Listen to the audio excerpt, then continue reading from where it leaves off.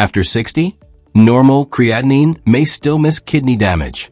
Check these two tests. Imagine receiving your latest blood test results and seeing the word normal beside your creatinine level. You immediately feel relieved.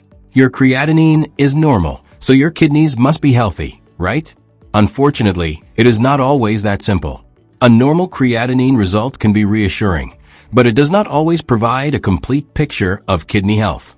In some people, particularly older adults who have lost muscle, early kidney problems may be developing while the creatinine number still appears inside the laboratory's normal range. That does not mean your laboratory made a mistake. It does not mean everyone with normal creatinine has kidney disease. It simply means that creatinine is only one piece of the puzzle. 2 additional kidney measurements can provide a much clearer picture. One estimates how efficiently your kidneys are filtering your blood. The other checks whether your kidney filters are leaking an important protein. Stay with me until the end, because the second measurement requires a urine sample and may not appear anywhere on your routine blood test report. Yet it can sometimes reveal kidney damage, even when the first measurement looks acceptable. The silent nature of kidney disease. Your kidneys work continuously, filtering waste and extra fluid from your blood. They also help regulate blood pressure, balance important minerals, and support red blood cell production. But kidneys have one unusual characteristic. They can continue functioning without producing obvious warning signs during the early stages of disease. You may feel energetic. You may have a normal appetite. You may not experience swelling, pain, or noticeable changes in urination. That is why waiting for symptoms is not a dependable method of checking kidney health. According to the CDC's updated 2026 estimates, chronic kidney disease affected approximately 34% of adults aged 65 or older in the United States. The CDC also estimated that about 87% of adults with CKD did not know they had it. These are population estimates and do not diagnose any individual, but they demonstrate why proper testing is so important after 60. The National Institute of Diabetes and Digestive and Kidney Diseases confirms that early kidney disease usually has no symptoms. Blood and urine testing are the reliable ways to evaluate kidney function and possible kidney damage. So why might an ordinary creatinine result fail to show the complete picture? What creatinine actually measures. Creatinine is a waste product created partly through the normal breakdown of muscle tissue. Your bloodstream carries this waste to your kidneys, which filter it from the blood and remove it through urine. When the kidneys lose a significant amount of filtering ability, creatinine often rises. This makes creatinine a valuable measurement, but it is not a direct measurement of kidney damage. The amount of creatinine in your blood is influenced by more than kidney filtration. Muscle mass, age, body size, diet, certain medicines, and recent changes in health can all affect the result. Consider 2 people with similar kidney filtration. The first person is physically active and has a large amount of muscle. The second person is 75 years old, has lost weight, and has much less muscle. Because the first person produces more creatinine naturally, their blood creatinine may be higher even if their kidneys are functioning well. The second person produces less creatinine because they have less muscle. Their creatinine could therefore look normal or low, even when their kidney filtration is not as strong as the raw number suggests.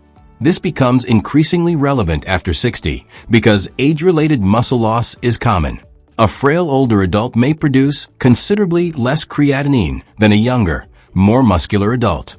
NIT guidance explains that serum creatinine alone can provide an incomplete picture and may be less effective at detecting mild or moderate kidney injury. Creatinine-based estimates may be less reliable in frail older adults, bodybuilders, people with very unusual body sizes, those experiencing malnutrition, and people with muscle-wasting conditions. This is the first major mistake people make. They see one creatinine number and treat it as a complete kidney examination. Instead, look for the first of our 2 important measurements. Test number 1, eGFR. The first measurement is called eGFR, which stands for Estimated Glomerular Filtration Rate. The name sounds complicated, but its purpose is simple. It estimates how efficiently your kidneys are filtering waste from your bloodstream. In most cases, eGFR does not require another tube of blood.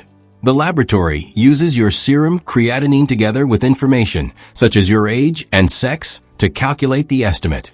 This provides more useful context than creatinine alone. Your laboratory report may show it as eGFR, estimated GFR, GFR estimate, or CKDPI eGFR. If you have a recent report nearby, pause for a moment and see whether you can find one of those names. An eGFR of 60 or higher may be considered acceptable when no other evidence of kidney damage is present. An eGFR below 60 may require further evaluation, particularly when it stays below 60 for 3 months or longer. But this number needs context. Kidney filtration normally changes to some degree with age. A single result taken while you are dehydrated, unwell, or recovering from an infection may not represent your usual kidney function. A laboratory number also cannot explain the cause of a change. This is why you should not diagnose yourself from one eGFR result. The trend is often more informative. If someone's eGFR was 92, then 84, then 73, and later 62, that pattern deserves a conversation with a healthcare professional, even though several of those individual numbers might not have caused immediate alarm. On the other hand, one unexpectedly low result that returns to the person's usual level after illness or dehydration may have a different explanation. Look at the direction across time, not just whether today's number has a red or green mark beside it. Why eGFR still does not tell the whole story. At this point, you may be thinking, if I know my eGFR, haven't I solved the problem? Not completely. eGFR estimates filtration, but kidney disease is not defined only by reduced filtration. Kidney filters may begin leaking important substances before there is a major reduction in filtering speed. Think of your kidneys like a fine kitchen strainer. One question is whether water can pass through the strainer at the correct speed. That is similar to what eGFR estimates. The second question is whether the strainer has developed holes that allow something valuable to escape. That is what the next urine measurement helps detect. A filter can still have an acceptable flow rate while beginning to leak. This brings us to the second and possibly less familiar kidney test. Test number 2, uACR. The second test is the urine albumin-to-creatinine ratio, usually shortened to uACR or uACR. Albumin is an important protein normally found in your bloodstream. It helps perform several functions, including transporting substances through the blood and maintaining fluid balance. Healthy kidney filters prevent most albumin from passing into the urine. When those filters become damaged, small amounts of albumin may begin leaking through. The uACR measures the albumin in a urine sample and compares it with the urine creatinine. This ratio helps compensate for how concentrated or diluted the urine is. A uACR below 30 milligrams per gram is generally considered the preferred range. A value of 30 or higher may indicate albuminuria, meaning more albumin is present in the urine than expected. Most importantly, albumin in the urine may be a sign of kidney damage even when the eGFR remains above 60. That is the critical difference between our two measurements. The eGFR estimates kidney function. The uACR checks for one important sign of kidney damage. You need both perspectives to obtain a clearer picture. NIC identifies eGFR and urine albumin as the two key markers used to detect and monitor chronic kidney disease. The uACR test is usually completed using a small urine sample. It does not generally require collecting every drop of urine for an entire day. However, because it requires urine, it will not automatically appear on a report containing only blood test results. You may see creatinine and eGFR on the blood report without seeing any measurement of urine albumin. That does not necessarily mean your doctor forgot something. The right tests depend on your health history and level of risk. But it is reasonable to ask whether a urine albumin test is appropriate for you.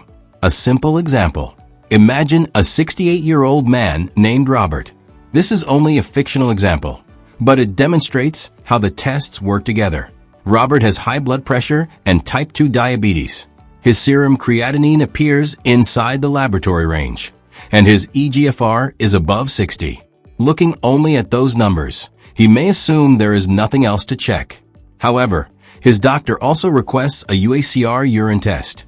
The first result is elevated, so the doctor repeats it later. When the elevation persists, the doctor now has evidence that albumin is leaking through the kidney filters. Robert did not diagnose himself from one test, and he did not wait for swollen feet or severe fatigue. The combination of his risk factors and repeated test results helped his healthcare team identify a problem that deserved attention. The purpose of testing is not to create fear. It is to provide an opportunity for earlier evaluation and, when necessary, proper treatment. Does foamy urine mean protein is leaking? Many people become concerned about kidney disease after noticing foam or bubbles in the toilet. Occasional bubbles are not automatically a sign of kidney damage. They can be caused by a fast urine stream, temporary dehydration, or cleaning chemicals inside the toilet. However, foam that repeatedly appears, looks unusually thick, or takes longer to disappear may deserve medical evaluation, particularly when it occurs with swelling around the ankles, feet, or eyes. Persistent foamy urine can sometimes be associated with protein in the urine, but appearance alone cannot confirm albuminuria. Only testing can show whether an unusual amount of albumin or another protein is present.